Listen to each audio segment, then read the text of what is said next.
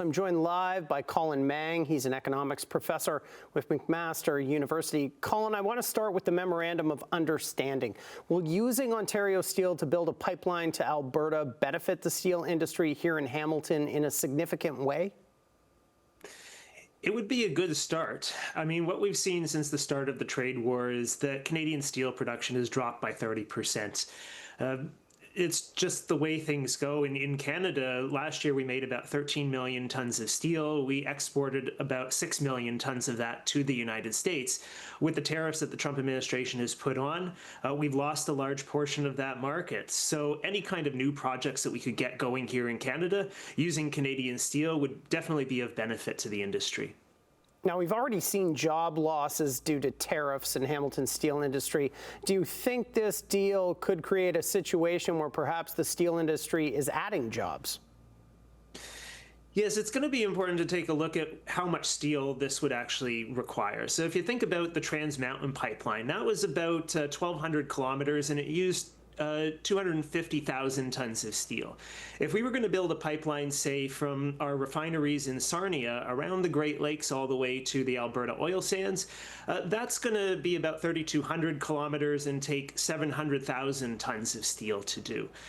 Now, given that we've seen production fall quite substantially in the steel industry, this could make up roughly about a quarter of the business that we've lost sending steel to the United States.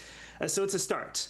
Again, it's important to keep in mind, this isn't going to fully make up the 4 million tons of steel business that we've lost, but it is a good start. And if we're thinking about not just an oil pipeline, but maybe a natural gas pipeline, twinning the pipelines, the Premier's also talked about potentially expanding to James Bay also. So then we would be adding distance to there. We could get up to 1 million, 1.5 million tons of steel being used in this project. So that would go some way towards taking up some of the business that we had lost through the trade war. I've asked you about Hamilton. Let's look at the bigger picture now. How does connecting Western resources with Ontario refineries and perhaps that deep water port in James Bay you just mentioned, how does that impact our national economy?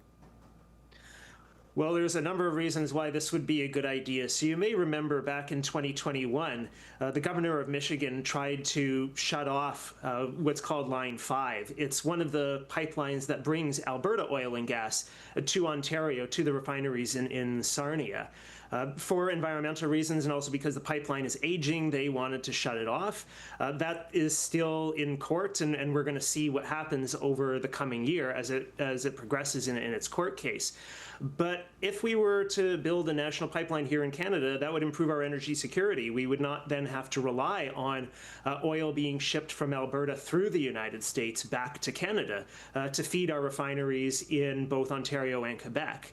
So this would be pretty significant for the national economy. It would improve our energy security if we built this pipeline around the northern side of the Great Lakes. That's Colin Mang from McMaster University right here in Hamilton. Colin, thanks so much for your time tonight. You're welcome. Thanks for having me.